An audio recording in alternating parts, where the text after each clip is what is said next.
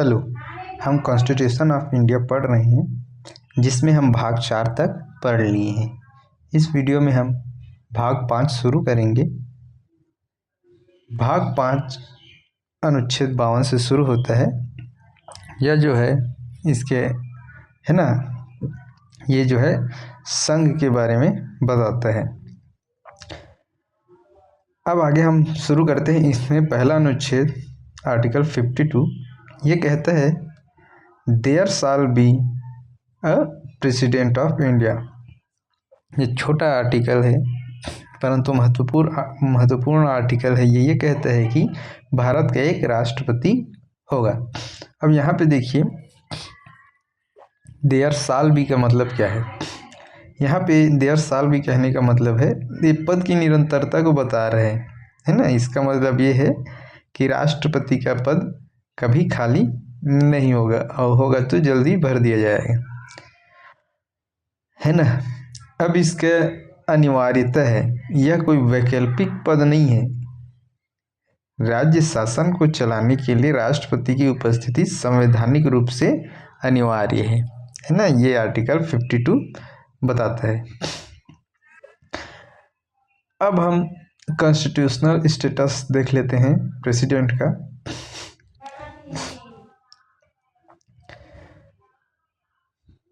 तो यहाँ पे भारतीय शासन प्रणाली में है ना पार्लियामेंट्री सिस्टम है और राष्ट्रपति को ब्रिटिश सम्राट के समान माना गया है। कुछ मूलभूत अंतर भी हैं जैसे देखेंगे। पहला हम देखते हैं नाम मात्र की कार्यपालिका डी जूरे या नॉमिनल एग्जीक्यूटिव। तो राष्ट्रपति यह राज्य के प्रमुख है, हेड ऑफ द स्टेट। देश के सभी प्रशासनिक और सरकारी निर्णय इनके नाम पर ही होते हैं, ठीक है। लेकिन वास्तविक कार्यपालिका कौन है? हेड ऑफ द गवर्नमेंट, प्रधानमंत्री और मंत्री परिषद होंगे। अब देखते हैं नाम मात्र की कार्यपालिका पे राष्ट्रपति मंत्री परिषद की सलाह और सहायता से काम करते हैं। वास्तविक कार्यपालिका कौन है? प्रधानमंत्री मंत्री परिषद का नेतृत्व करते हैं और राष्ट्रपति को सलाह देते हैं। तो रियल हेड जो है प्रधानमंत्री है, नॉमिनल हेड राष्ट्रपति है। अब अगला हम राष्ट्रपति के मुख्य भूमिकाएं देखते हैं। तो ये क्या है? प्रथम नागरिक है, तीनों सेनाओं का सर्वोच्च सेनापति है, हेड ऑफ द रिपब्लिक है, हमारे गणतंत्र का हेड है।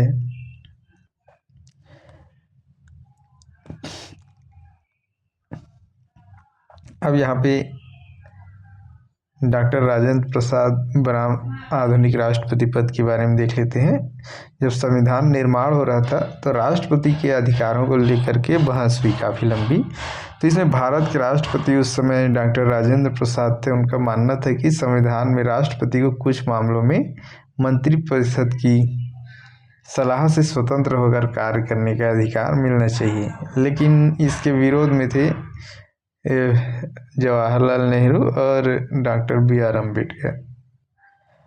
उनका विचार था कि भारत में ब्रिटिश प्रणाली की तरह राष्ट्रपति केवल एक नाम मात्र का शासक होगा और वास्तविक शक्ति संसद व प्रधानमंत्री में होगी। बाद में 42वें संशोधन और 44वें संशोधन और के तहत जो है अनुच्छेद 14 में भी यह स्पष्ट रूप से लिख दिया गया कि राष्ट्रपति मंत्रिपरिषद की सलाह मानने के लिए बाध्य है।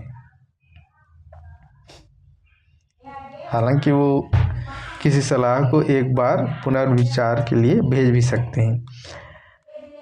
आगे हम अगला अनुच्छेद देखते हैं, आर्टिकल 53 संघ की कार्यपालिका शक्ति, executive power of the union. ये क्या कहता है? Article 53 clause 1 the executive power of the union shall be vested in the president and shall be exercised by him either directly or through officers subordinate to him in accordance with constitution. मतलब क्या कह रहा है article 53(1) कह रहा है कि संघ की जो भी कार्यपालिका शक्ति है वो राष्ट्रपति में निहित होगी और इसका प्रयोग संविधान के अनुसार जो है स्वयं राष्ट्रपति या उनके अधीनस्थ अधिकारियों के माध्यम से करेगा। अब अधीनस्थ कार्य अधिकारियों में कौन कौन आएगा ये हम आगे देखते हैं। अब अगला है आर्टिकल 53 क्लॉज 2। तो without prejudice to the generality of the foregoing provision the supreme command of the defense forces of the union shall be vested in the president। अब ये क्या कहने की कोशिश कर रहा है, ये कहने की कोशिश कर रहा है जो हमारी 3 सेना है प्रमुख, उनका प्रमुख जो है प्रेसिडेंट होगा, ये बताया गया है आर्टिकल 53 क्लॉज 2 में। अब अगला है आर्टिकल 53 क्लॉज 3 जो है nothing in this article shall be nothing in this article shall be deemed to transfer to the president any function conferred by any existing law on the government of any state or other authority। ये कहने का मतलब ये है कि कोई भी जो विधि द्वारा किसी राज्य की सरकार या अन्य प्राधिकारी को जो प्रदान किए गए कृत्य हैं वो राष्ट्रपति को आंतरिक करने वाली नहीं मानी जाएगी। मतलब यहाँ पे एक बचाव भी किया गया है, जो कार्य संसद का है उसको राष्ट्रपति अपने में नहीं ले सकती। बी बोल रहे हैं prevent parliament from conferring by law function on authorities other than president. संसद को राष्ट्रपति से भिन्न प्राधिकारियों को विधि द्वारा कृत्य प्रदान करने से निवारित नहीं करेगी। मतलब संसद स्वतंत्र रूप से कार्य करेगी, ये बताया जा रहा है। अगला है ये जो अधीनस्थ अधिकारी हमने जो पढ़ा था उसके बारे में, या अधीनस्थ अधिकारी कौन होंगे। तो आर्टिकल 53 क्लॉज 1 के तहत जो अधीनस्थ अधिकारी का शब्द दिया है उसका दायरा बहुत व्यापक है। जैसे कि सुप्रीम कोर्ट के महत्वपूर्ण निर्णय एम्परर वर्सेस शिवनाथ बनर्जी के अनुसार प्रधानमंत्री और उनके मंत्रिपरिषद भी के सभी मंत्री भी राष्ट्रपति के अधीनस्थ अधिकारी माने जाते हैं। इसके अतिरिक्त क्या होंगे, सिविल सेवक, कैबिनेट सचिव और अन्य प्रशासनिक अधिकारी भी इसमें आएंगे। इनका व्यवहारिक अर्थ यह है कि राष्ट्रपति खुद हर फाइल पर काम नहीं करते, सरकार का सारा काम उनके नाम पर मंत्री और सचिव द्वारा किया जाता है, यही है। अब रक्षा बलों का सर्वोच्च समादेश है ना, सुप्रीम कमांडर होंगे, आर्टिकल 53(2) में बताया गया है। अब अगला हम आर्टिकल 54 पे चलते हैं। आर्टिकल 4 जो है राष्ट्रपति के निर्वाचन से संबंधित है। तो राष्ट्रपति का निर्वाचन कैसे होगा देखते हैं। The president shall be elected by member of the electoral college. Electoral college के द्वारा और उनके जो मेंबर हैं उनके द्वारा राष्ट्रपति चुना जाएगा। कंसिस्टिंग ऑफ, और इलेक्टोरल कॉलेज किसका बना होगा, a elected member of both houses of parliament. जो संसद है उनके दोनों सदन के इलेक्टेड मेंबर, ध्यान रखिएगा निर्वाचित सदस्य के बारे में बात कर रहे हैं। बी क्या बोल रहे हैं, elected members of legislative assembly, विधानसभा के इलेक्टेड मेंबर्स के बारे में बात कर रहे हैं। तो पहला जो संसद के दोनों सदन के इलेक्टेड मेंबर्स और विधानसभा के इलेक्टेड मेंबर्स के इलेक्टोरल कॉलेज के द्वारा निर्वाचन किया जाएगा राष्ट्रपति का, ये बता रहे हैं। और स्टेट जो बोला जा रहा है यहाँ पे elected members of the legislative assembly of the state. तो ये स्टेट में यहाँ पे नेशनल कैपिटल टेरिटरी दिल्ली की और यूनियन टेरिटरी ऑफ पौंडीचेरी के विधानसभा के सदस्य भी आते हैं। अब देखिए ये जो निर्वाचन मंडल जो बन रहा है अभी जो पढ़े उसमें और विस्तार से थोड़ा देख लेते हैं। संसद के दोनों सदनों के निर्वाचित सदस्य होंगे, राज्य की विधानसभाओं के निर्वाचित सदस्य होंगे, केंद्र शासित प्रदेशों के निर्वाचित सदस्य होंगे। ठीक है, ये तीनों होंगे। अब अगला, कौन वोट नहीं दे सकता? तो नामांकित सदस्य नहीं दे सकते। क्यों? क्योंकि ये नामांकित सदस्य जो है राष्ट्रपति द्वारा ही नामांकित किए जाते हैं। राज्य विधानसभाओं के नामांकित सदस्य नहीं दे सकते, विधान परिषद के सदस्य नहीं दे सकते। ठीक है, ये लोग वोट नहीं दे सकते। अब ये जो है अप्रत्यक्ष चुनाव रखा गया है ना। राष्ट्रपति के चुनाव अप्रत्यक्ष रूप से होता है, तो इसका कारण क्या है? तो पहला है संसदीय प्रणाली है ना, और इसके तहत जो है वास्तविक शक्ति प्रधानमंत्री के पास होता है। तो इतना खर्चीला चुनाव कराने का राष्ट्रपति के लिए कोई कारण नहीं बनता, इस कारण से ये अप्रत्यक्ष चुनाव रखा गया।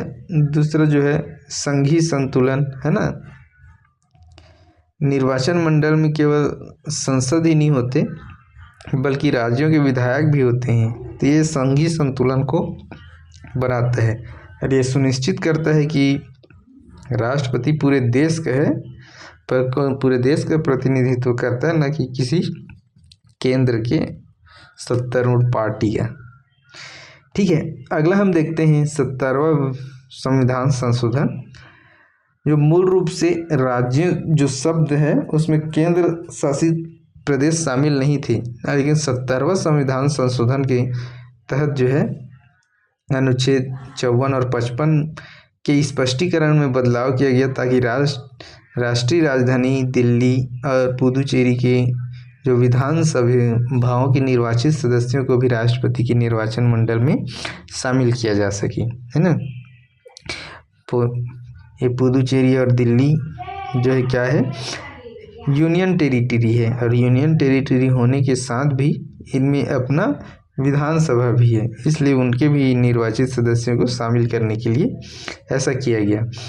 अगला हम आगे बढ़ते हैं। अब निर्वाचन के लिए जो है ना निर्वाचन मंडल बना, निर्वाचन हुआ, तो राष्ट्रपति के निर्वाचन की रीति कैसे होगी इसके बारे में आर्टिकल 55 बात करते हैं ना, कि किस तरह से निर्वाचन होगा। तो आर्टिकल 55 क्लॉज 1 कहता है कि as far as practicable there shall be uniformity in the scale of representation. जो रिप्रेजेंटेशन है विधायकों सांसदों का, है ना, उसमें यूनिफॉर्मिटी हो, एक रूपता हो, और इसको बनाए रखने के लिए है ना क्या करना है, आर्टिकल 55 क्लॉज 1 यही बताता है कि यूनिफॉर्मिटी बनाया जाए। आर्टिकल 55(2) क्या कहता है, for the purpose of securing such uniformity, और उस एक रूपता को बनाए रखने के लिए among the state इंटर्स the end parity between state as the whole of the union, the number of votes which each elected member of the parliament and of the legislative assembly of each state is entitled to cast at such elections shall be determined in accordance with specific formulas, है ना। अब एक रूपता बनाने के लिए कुछ तो विशेष सूत्र ही चाहिए होंगे, तो उन्हीं के बारे में बात कर रहे हैं। आर्टिकल 55(3) क्या कह रहे हैं, the election of the president shall be held in accordance with the system of proportional representation. देखिए वोटिंग होगा वो प्रोपोर्शनल रिप्रेजेंटेशन के तहत होगा, मतलब अनुपातिक प्रतिनिधित्व के तहत होगा। By means of single transferable vote, single transferable vote एकल संक्रमणीय मत के द्वारा। ठीक है, ऐसे निर्वाचन में मतदान गुप्त क्या voting as such election shall be गुप्त मतपत्र या सेक्रेट बैलेट के द्वारा किया जाएगा, ये बताया जा रहा है ना। अब यहाँ पे प्रोपोर्शनल रिप्रेजेंटेशन और सिंगल ट्रांसफरेबल वोट क्या है आगे आप लोग को पता चलेगा, है ना। पहले ये जो विशेष सूत्र की जो बात की गई है उसके बारे में देखते हैं। देखिए मत मूल्य की गणना के सूत्र क्या होंगे। पहला है एक विधायक के मत का मूल्य कितना होगा। तो विधायक का मत मूल्य कैसे निकालेंगे, राज्य की कुल संख्या, जिस राज्य से वो विधायक हैं, है ना, राज्य की कुल संख्या कितनी है बटे राज्य विधानसभा की कुल निर्वाचित सदस्य कितने हैं, है ना। तो राज्य की कुल जनसंख्या देखेंगे बटे राज्य विधानसभा के कुल निर्वाचित सदस्य कितने हैं और गुणित 1/1000, है ना। ठीक है, इस तरह से हम विधायक के मत का मूल्य निकालेंगे, किसी भी एक विधायक का, है ना। इसमें नोट करने वाली बात यह है कि यदि शेष जो बचता है वो 500 या उससे अधिक है तो मत मूल्य में 1 जोड़ दिया जाएगा, और 500 से कम है तो ऐसे ही रहने दिया जाएगा। अब उसी तरह एक सांसद का मत का मूल्य निकालने के लिए जो फॉर्मूला दिए गए हैं, सांसद का मत मूल्य कैसे निकालेंगे, सभी राज्यों के सभी विधायकों के मत का मूल्य, जितने भी विधायक हैं, है ना, सभी राज्यों को मिला करके उनका मत का मूल्य कितना है जोड़ने पर बटे संसद के दोनों सदनों के निर्वाचित सदस्य की संख्या कितनी है ना, ये भाग दे देंगे, फिर जो आएगा वो संसद के मत का मूल्य होगा। अब जो है जनसंख्या का वर्ष कौन सा लिया जाएगा, 1971 लिया जाएगा। अरे 84वें संविधान संशोधन के तहत लॉक किया गया है, काफी, है ना, 2026 तक के लिए। देखिए तो 1971 की जनगणना का उपयोग किया जाता है, और ऐसा क्यों है, उत्तर भारतीय राज्यों में है जनसंख्या काफ़ी वृद्धि हो रही थी दक्षिण भारतीय राज्यों की तुलना में, ठीक है। और यदि वर्तमान जनसंख्या का उपयोग किया जाता तो दक्षिण भारत वाले पिछड़ते उत्तर भारत वालों से, क्योंकि जनसंख्या इधर ज़्यादा है ना। तो उसी को बनाए रखने के लिए और परिवार नियोजन को बढ़ावा देने के लिए 1971 पे लॉक किया गया था। और 84वें संविधान संशोधन के तहत ये जो 1971 के आंकड़े को 2026 के बाद होने वाली पहली जनगणना के लिए फ्रीज कर दिया गया था, ठीक है। अब अगला जो सिंगल ट्रांसफरेबल वोट के बारे में हमने पढ़ा था वो क्या है वो देख लेते हैं। तो हमारा जो अभी विधायक या सांसद का वोटिंग होता है वो फर्स्ट पास्ट द पोस्ट के तहत होता है। फर्स्ट पास्ट द पोस्ट का मतलब क्या होता है, एक खंबा है जो पहले छू लिया, है ना, मतलब कि जो सबसे ज़्यादा वोट पाया, ठीक है। अब 4-5 लोग, एक खंबा है, 4-5 लोग दौड़ रहे हैं, जो सबसे पहले छू लिया वो जीत गया। उसी तरह से है फर्स्ट पास्ट द पोस्ट का मतलब, है ना, कि जो सबसे ज़्यादा वोट पाया वो जीत जाएगा, चाहे वो 20% वोट ही क्यों ना पाया हो टोटल वोट का, है ना। ज़्यादा लोग चुनाव लड़ने वाले होंगे तो परसेंटेज के हिसाब से कम में ही वो ज़्यादा, सबसे ज़्यादा वोट मिल जाएगा, है ना। तो ये first past the post ballot होता है विधायक और सांसदों के लिए। उसको ना अपनाते हुए, उसको प्राथमिकता न देते हुए वे सिंगल ट्रांसफरेबल वोट को रखा गया है राष्ट्रपति के चुनाव के लिए। तो इसके तहत क्या होता है, प्राथमिकता दर्ज करना होता है, किसी एक को वोट देना नहीं होता, हमें प्राथमिकता बताना होता है। जैसे कि जितने भी चुनाव लड़ रहे हैं उनके सामने आप आपकी प्राथमिकता देंगे 1, 2, 3, 4 में, है ना, कि आप किसे पहला राष्ट्रपति चुनना चाहेंगे और किसे उसके बाद, ठीक है। अब एक निश्चित कोटा होगा जीतने के लिए उम्मीदवार को केवल सबसे अधिक मत प्राप्त नहीं काफ़ी नहीं है, बल्कि मतों का एक निश्चित कोटा प्राप्त करना अनिवार्य होगा। और ये निश्चित कोटा कितना होगा, है ना, निर्वाचित होने के लिए आवश्यक कोटा, ठीक है। कुल वैध मत बटे 2, है ना, एक धन 1, तो कुल वैध मत बटे 2 और धन 2, ठीक है। ये क्या हो जाएगा, कुल वैध मत जितने पड़े रहेंगे उसको 2 से भाग दे देंगे और उसमें 1 जोड़ देंगे, ये क्या हो जाएगा, निश्चित कोटा हो जाएगा, ठीक है। अब अगला जो ट्रांसफरेबल, सिंगल ट्रांसफरेबल बोलते शब्द आपको सुनने को मिला था, यहाँ पे फिर से दिखा देता हूँ। ये प्रोपोर्शनल रिप्रेजेंटेशन तो आपको पता चल गया हम लोग को क्या है, प्राथमिकता डालना है।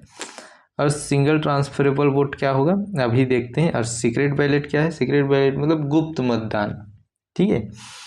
तो अब देखिए सिंगल ट्रांसफरेबल वोट क्या कह रहे हैं, ये रहा प्रथम चरण के में पहली प्राथमिकता वाले को गिनेंगे। अब मतों की गिनती की जाती है। यदि कोई उम्मीदवार कोटा हासिल नहीं कर पाता तो सबसे कम मत वाले उम्मीदवार को बाहर कर दिया जाता है और उनका जो मत होता है वो अन्य उम्मीदवारों को उनकी दूसरी प्राथमिकता के अनुसार ट्रांसफ़र कर दिया जाता है। यह प्रक्रिया तब तक चलती रहती है जब तक कोई उम्मीदवार कोटा प्राप्त न कर ले।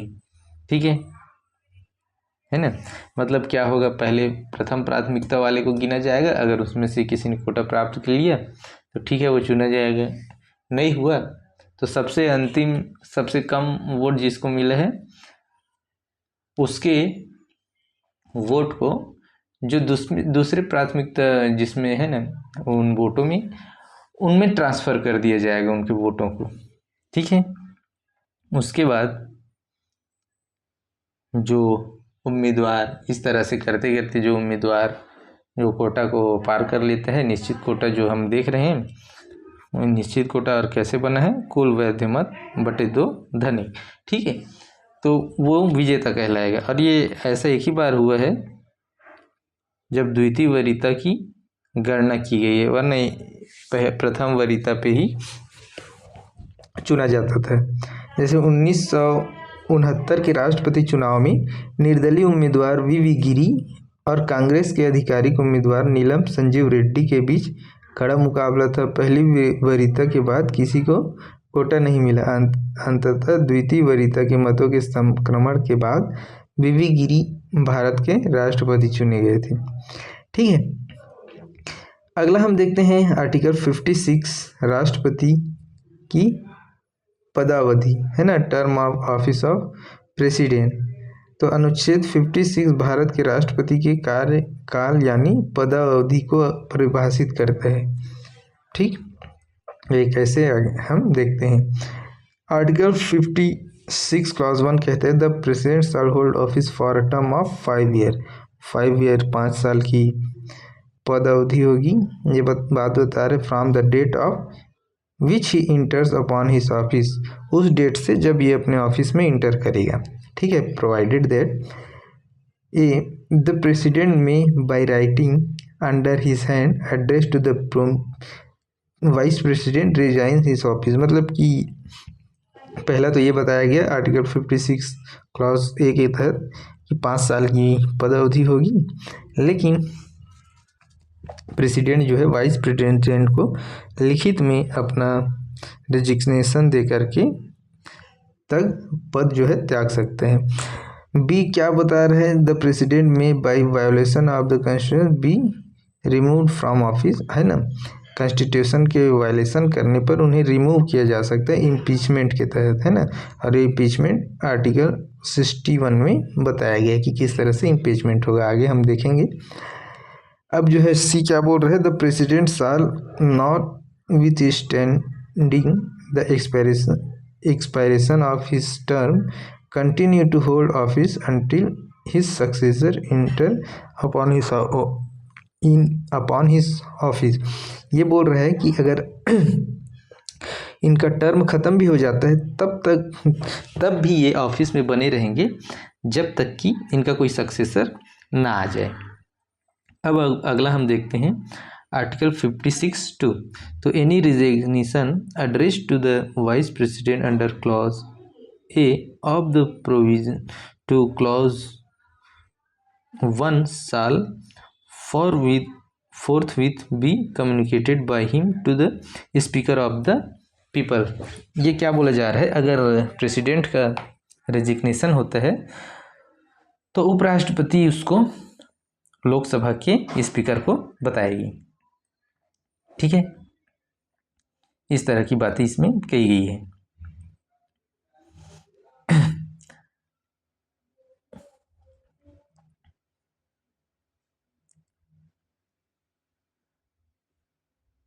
अब अगला जो है हम पढ़ते हैं आर्टिकल 57।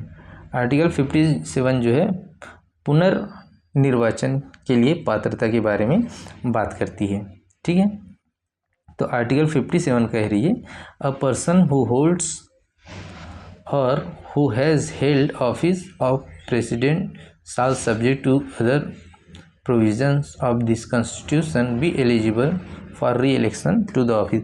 कहने का मतलब ये है कि एक बार प्रेसिडेंट बनने के बाद दोबारा भी प्रेसिडेंट बना जा सकता है चुनाव लड़के, है ना। इस तरह की बात बताई जा रही कि इसमें कोई लिमिट नहीं है कि इतने बार ही ये बनेंगे, है ना। ये हम देखते हैं आगे, है ना। जैसे कि संविधान के अन्य उपबंध के अधीन बोला जा रहा है ना, तो ये अन्य उपबंध क्या है हम देखेंगे। आर्टिकल 58-59 में दिया गया है। पहले हम देखते हैं अंतर्राष्ट्रीय तुलना करें तो भारत बनाम अमेरिका में, तो देखो राष्ट्रपति के पद के बारे में तो देखते हैं, है ना। अधिकतम कार्यकाल कितना है भारत में कोई सीमा नहीं है कि इतने बार भी बन सकते हैं, लेकिन अमेरिका में 2 बार है। और ये मूल संविधान में ही कोई सीमा नहीं रखा गया था भारत के में, जबकि अमेरिका में 22वें संविधान संशोधन के तहत इसको 2 बार के लिए सीमित किया गया। और अवधारणा का कारण क्या है, संसदीय प्रणाली होने के कारण राष्ट्रपति राज्य का नाम मात्र प्रमुख है, जबकि अमेरिका में अध्यक्षीय प्रणाली चलता है जिसके तहत राष्ट्रपति वास्तविक प्रमुख होता है अमेरिका में। ये इसकी तुलना है, ठीक है। और ऐतिहासिक तथ्य अगर देखें तो डॉक्टर राजेंद्र प्रसाद जी ही हैं जो 1 से अधिक बार राष्ट्रपति रहे हैं, है ना।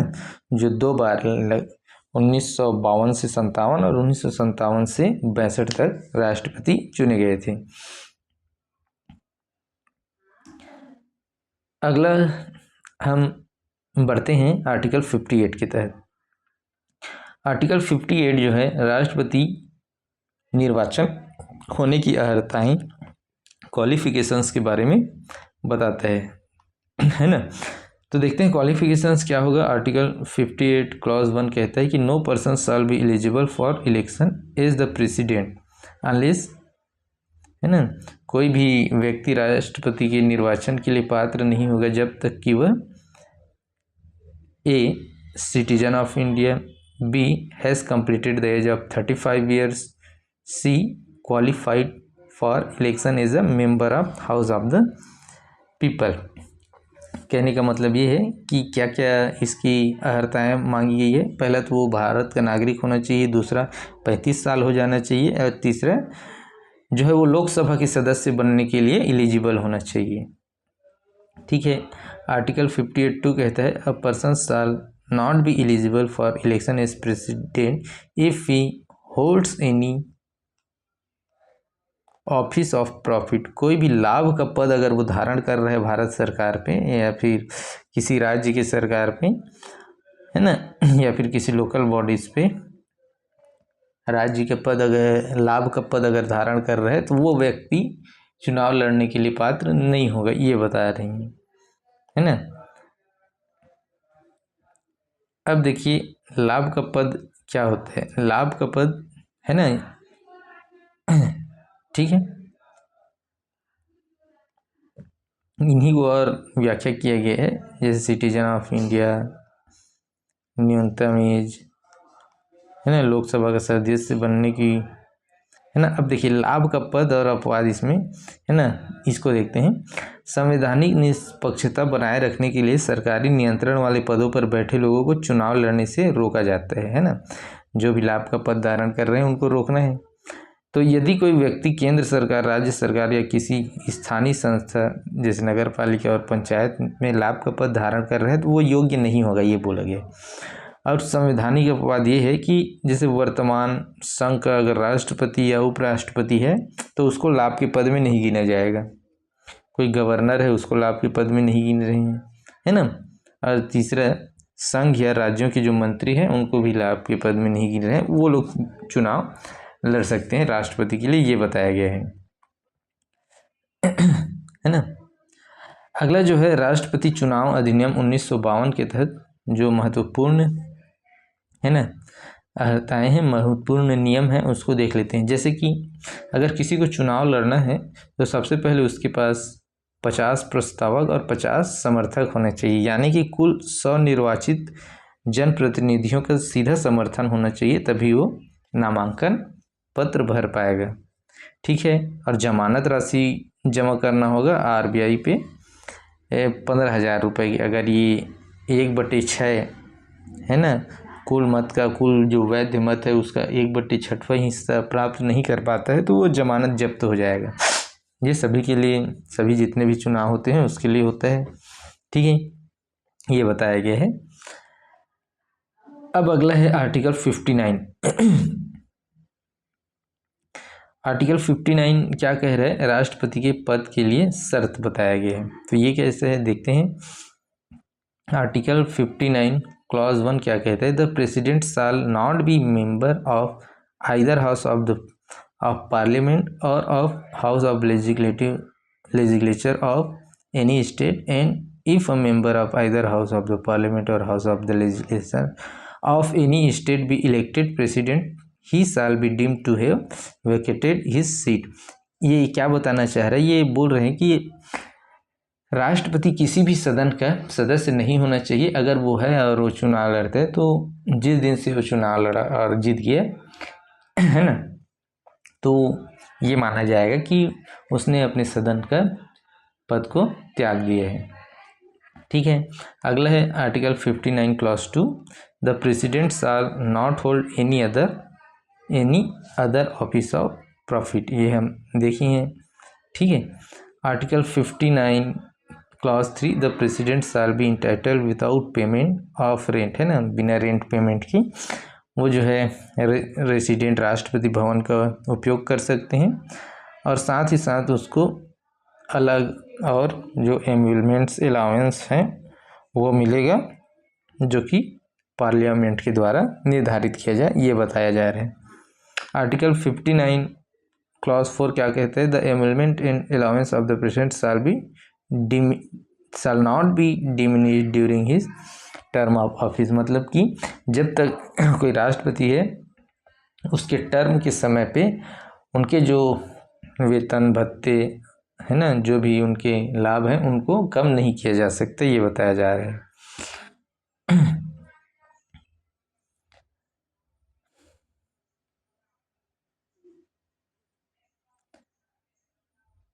अब यहाँ पे हम शासकीय निवास के बारे में बात करते हैं। राष्ट्रपति के बिना कोई किराया की राष्ट्रपति भवन का उपयोग करेगी तो आधिकारिक आवास का उपयोग करने का अधिकार है। तो भारत के राष्ट्रपति का मुख्य आधिकारिक निवास राष्ट्रपति भवन है।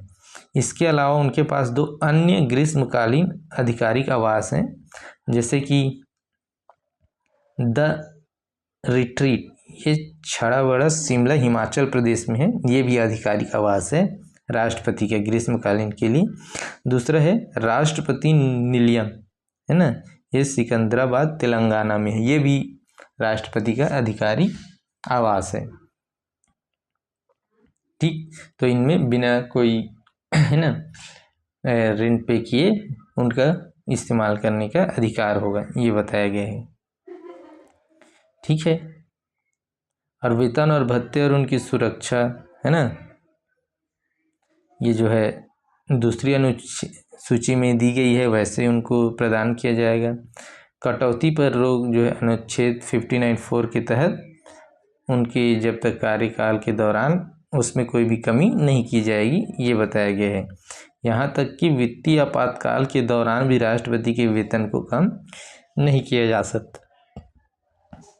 ठीक है, अब वर्तमान वेतन की बात करें तो 2018 के केंद्रीय बजट में जो संशोधन किए गए उनके अनुसार राष्ट्रपति का मासिक वेतन जो है 5 लाख रुपए होगा, और ये जब रिटायर होते हैं, है ना, तो इनको इसका 50% मिलता है और एक सरकारी बंगला मिलता है। ठीक है, अन्य भत्ते जब ये राष्ट्रपति रहते हैं उस समय निःशुल्क चिकित्सा, हवाई रेल यात्रा, संचार साधन और कार्यालय व्यय मिलते हैं। ठीक, अब अगला हम देखते हैं राष्ट्रपति द्वारा शपथ या प्रतिज्ञान, है ना, जब वो राष्ट्रपति चुन ली जाती हैं तो उनको, है ना, ऑफिस में जाने से पहले शपथ लेते हैं। तो शपथ जो है क्या लेंगे, है ना, एवरी प्रेसिडेंट, है ना, आर्टिकल 60 में बताया गया है, every president and every person acting as president और डिस्चार्जिंग, है ना, सभी के लिए बात कर रहे हैं, या तो चुना गया या एक्टिंग प्रेसिडेंट भी होगा, है ना, उसके लिए भी ये ओथ लेना अनिवार्य होगा। ठीक है, बिफोर इंटरिंग, है ना, अपने ऑफिस इंटर करने से पहले। और कौन दिलाएगा ये शपथ? चीफ जस्टिस ऑफ इंडिया, या फिर अगर वो नहीं है तो सीनियर मोस्ट जज होंगे सुप्रीम कोर्ट के, वो ये शपथ उन्हें दिलवाएंगे। ठीक है, और शपथ ये यहाँ पे दिया गया है। शपथ में देखिए, preserve, protect and defend the constitution of law, ये बोला गया है। ठीक है, इसके देखते हैं शपथ कौन दिलाता है, या तो चीफ जस्टिस और उनके अनुपस्थिति में सीनियर मोस्ट जो सुप्रीम कोर्ट के जज होंगे, ये दिया गया है। शपथ के मुख्य 3 संकल्प हैं। पहला तो ये फैथफुल एग्जीक्यूशन, मतलब श्रद्धापूर्वक कार्यपालन का। दूसरा है संविधान और विधि का प्रिजर्व, प्रोटेक्ट और डिफेंड करने के लिए। ठीक है, अगला क्या है? जनता की सेवा और कल्याण, है ना। राष्ट्रपति स्वयं को भारत की जनता की सेवा और उनके कल्याण के लिए समर्पित करेंगे, ये उनके ओथ में होगा। ठीक,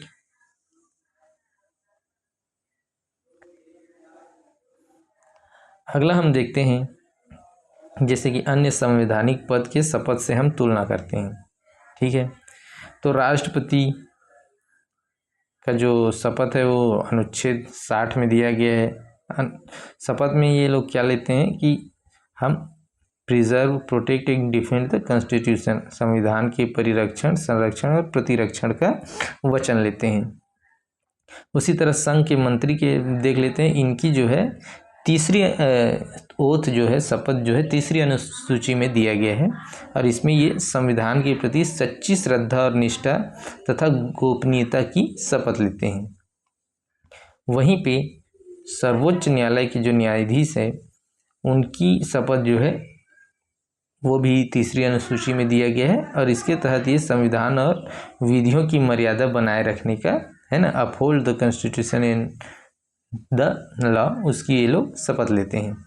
ठीक है, अब कार्यवाहक राष्ट्रपति जो एक्टिंग प्रेसिडेंट होंगे, उनके लिए क्या नियम होंगे? उनके लिए भी ये नियम सेम होंगे। उन्हें भी जो है, जब वो कार्यवाहक राष्ट्रपति हैं तब तक के लिए उन्हें क्या है, ये शपथ लेना होगा। और ये कार्यवाहक राष्ट्रपति जो है, जैसे राष्ट्रपति की मृत्यु या इस्तीफे के बाद उपराष्ट्रपति बनते हैं। राष्ट्रपति की अनुपस्थिति होने पर उनके कृत्य का निर्वहन जो कर रहा हो, ऐसे व्यक्तियों को भी ये शपथ लेना होता है। ठीक है, अगला हम देखते हैं आर्टिकल 61, राष्ट्रपति पर महाभियोग चलाने की प्रक्रिया। ये क्या है? अब ये महाभियोग के बारे में है ना, जब ये कॉन्स्टिट्यूशन से के तहत कार्य नहीं करते तो उनके इम्पीचमेंट होता है। तो ये कैसे होगा उसके बारे में बताया गया है आर्टिकल 61 के तहत। तो देखते हैं आर्टिकल 61 क्लॉज 1, है ना, when president is to be impeached for violation of constitution, violation of constitution के लिए प्रेसिडेंट को इम्पीच किया जाएगा। The charge shall be preferred by either house of parliament, संसद के किसी भी सदन द्वारा ये चार्ज लगाया जा सकता है। और आर्टिकल 61(2) कहता है, no such charge shall be preferred unless the proposal to prefer such charge is content in resolution which has been moved after at least 14 days notice, 14 दिन का नोटिस देना है राइटिंग में, है ना, जो कि 1/4 ऑफ टोटल मेंबर, जो टोटल मेंबर हैं 1/4 किसी भी सदन के, ठीक है, उनके द्वारा साइन किया गया हो, तभी ये रिजोल्यूशन चलाया जा सकता है ना। किसी भी सदन से शुरू किया जा सकता है। और एक बार जब ये 1/4 सदस्यों के द्वारा साइन किया गया है रिजोल्यूशन चलाने के लिए, इम्पीचमेंट मोशन चलाने के लिए, ठीक, तो अब क्या होगा? बी कहता है such resolution has been passed by majority of not less than 2/3 of the membership of the house, मतलब कि रिजोल्यूशन चलाने के बाद 2/3 सदस्यों के द्वारा ये पास होना चाहिए। ठीक है, अब जब 2/3 सदस्यों के द्वारा जब पास हो जाएगा तो ये अगले सदन में जाएगा। जब आरोप सदन की किसी सदन द्वारा इस प्रकार लगाया गया है तब दूसरा सदन उस आरोप का क्या करेगा, इन्वेस्टिगेशन करेगा। और ऐसे इन्वेस्टिगेशन में राष्ट्रपति को उपस्थित होने का अधिकार, अपना प्रतिनिधित्व कराने का अधिकार होगा। और अगर इसका परिणाम, इन्वेस्टिगेशन का परिणाम है ना, if the result of the investigation resolution is passed by, यहाँ भी अब दूसरे सदन में भी 2/3 मेजॉरिटी के तहत ये इन्वेस्टिगेशन पास होना चाहिए। ठीक है, उसके बाद तब जा कर के राष्ट्रपति को उसके पद से हटाया जा सकता है। ठीक है, तो देखो इसमें क्या क्या चरण बताया गया है। पहले आरोप की शुरुआत होगी, 25% है ना, 1/4 सदस्यों के हस्ताक्षर होना अनिवार्य होगा। और राष्ट्रपति को प्रस्ताव पेश करने से कम 14 दिन पहले लिखित सूचना दी जाएगी किसी भी हाउस के द्वारा। ठीक है, कोई भी हाउस में शुरू हो रहा है तो 14 दिन पहले ये सूचना दी जाएगी, लिखित सूचना। अब 1/4 1/3 सदस्यों की उस हाउस के 1/4 सदस्यों के द्वारा साइन किए हुए सूचना के साथ। उसके बाद अगर पहले सदन में पारित होगा तो पहले सदन में पारित होने के लिए 2/3 सदस्य हैं का मत चाहिए। ठीक, अब 2/3 सदस्यों के द्वारा यह पारित हो गया, फिर ये अगले सदन में जाएगा। अगले सदन में क्या होगा, ये लोग जांच करेंगे और इसमें राष्ट्रपति को है ना अपना पक्ष रखने का अधिकार भी होगा।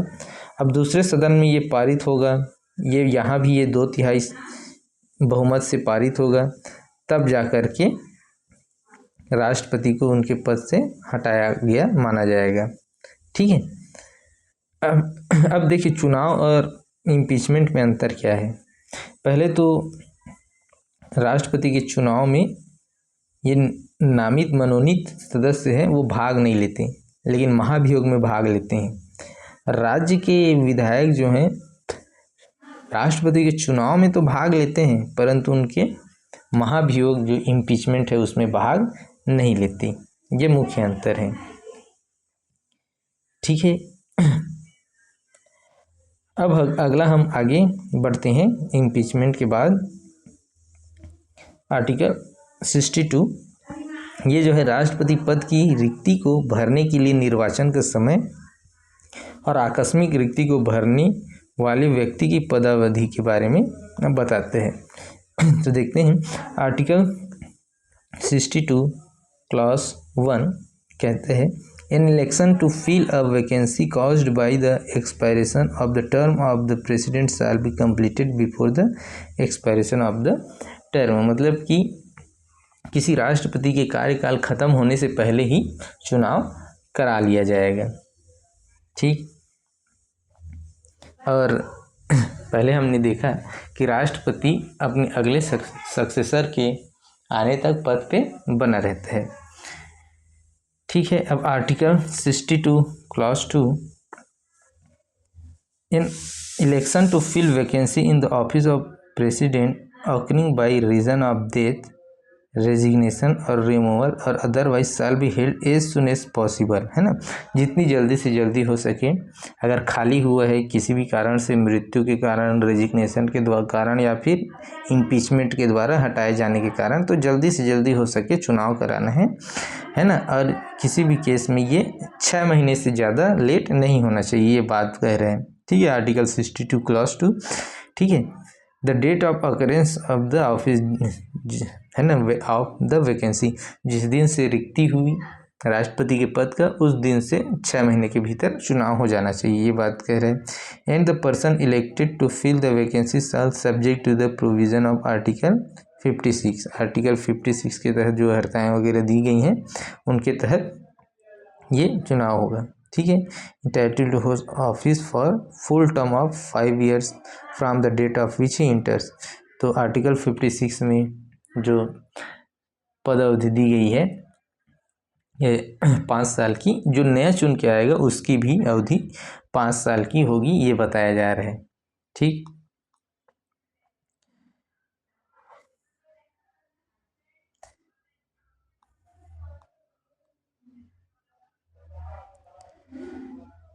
अब एक ऐतिहासिक उदाहरण हम देख लेते हैं जाकिर हुसैन के निधन का। ठीक, तो एक वर्ष 1969 में पहली बार अनुच्छेद 62 और 65 का एक साथ बहुत महत्वपूर्ण परीक्षण हुआ था।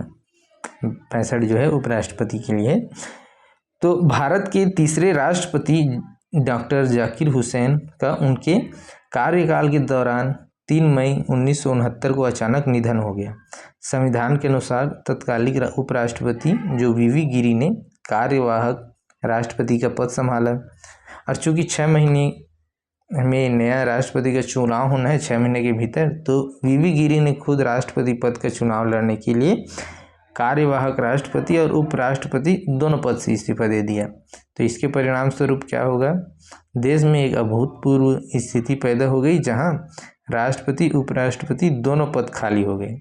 तब नवनिर्मित कानून के तहत भारत के मुख्य राष्ट्र न्यायाधीश एम हिदायतुल्लाह ने कार्यवाहक राष्ट्रपति के रूप में शपथ ली और सफलतापूर्वक नए चुनाव संपन्न कराए।